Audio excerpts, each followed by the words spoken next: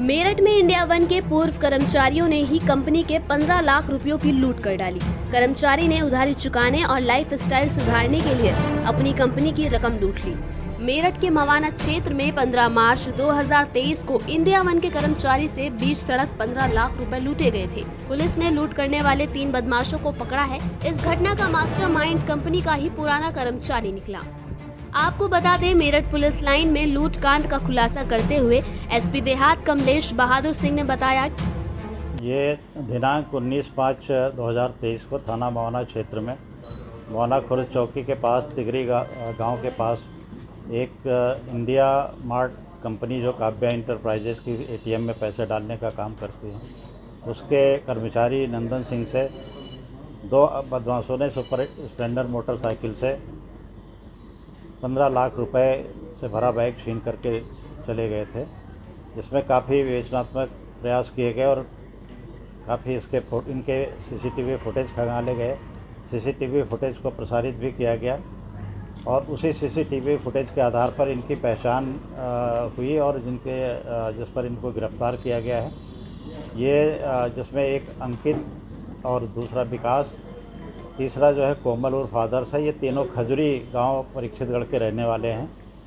विकास इसी India mart company में पहले टेक्नीशियन के रूप में 1 साल पहले काम करता था, जो काम को छोड़ चुका था और इसको पूरी जानकारी थी कि कितने पैसे एटीएम में डालने के लिए नंदन ले जाता है और कहाँ से जाता है, किस रूट से जाता है और कितने बजे जाता है।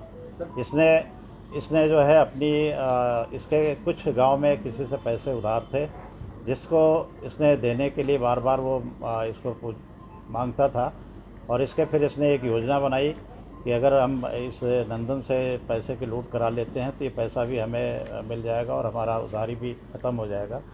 योजना बनाकर इसने अपने गांव के ही 2 लड़के, जिनके नाम अमित और कोमल हैं, इनको तैयार किया और उनकी पूरी पहचान कराई, पूरे एरिया की रेकी कराई और उसके बाद इन्होंने 15 तारीख को उस अपनी योजना के अनुसार मवाना खुर्द में जाकर के वहाँ से उसका गंगानगर बैंक से पीछा करते हुए मवाना खुर्द तक पीछा किया और जब वो बैसुमा एटीएम से लौट रहा था तो गांव तिगरी के पास इन्होंने उसको कट्टा दिखा करके पैसे से भरा बैग छीन करके फरार हो गए ये।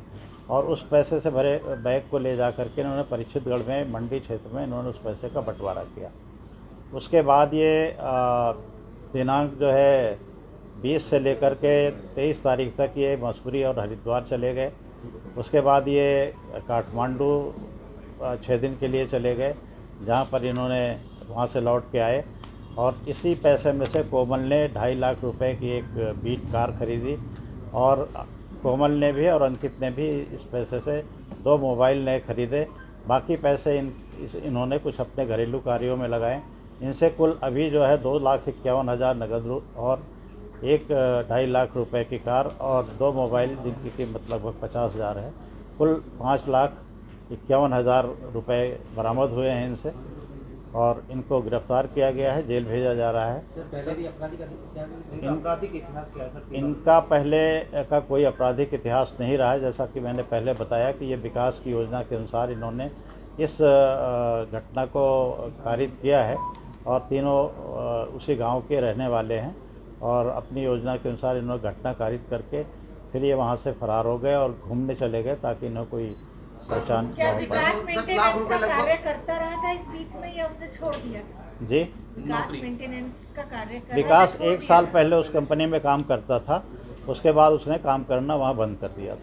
सर, अभी 10 लाख रुपए बचे हैं बरामद के लिए, वो कैसे बरामद करे जाएंगे बदमाशों से जो 15 लाख रुपए की लूट की है? जो 10 लाख रुपए हैं, इन्होंने चूँकि काफ़ी समय हो गया है, इन्होंने बताया है कुछ अपने घरेलू कार्यों में, कुछ अन्य कार्यों में खर्च कर दिए गए हैं और उसकी बरामदगी का पूरा प्रयास किया गया है और अभी तक वो बरामद नहीं हुआ है और इनसे अगर बाद में भी पूछताछ करके अगर कहीं बरामदगी होगा तो प्रयास किया जाएगा आगे की जाए। इसमें विकास को इतना कम शेयर क्यों दिया? ये भी आपने पूछा कि बाकी 2 ने 6-6 लाख रुपए लिए, उसे 3 लाख रुपया दिया गया, ऐसा क्यों? चूँकि घटना कारित करने के लिए अमित और कोमल उसमें घटना कारित किए थे तो इन्होंने ज़्यादा हिस्सा लिया और उसने केवल सूचना दी थी और मुखबिरी करी थी और रेकी कराई थी, इसलिए उसने 3 लाख रुपए उसको दिए गए और ये तीनों ने इस तरह से अपना बंटवारा किया था।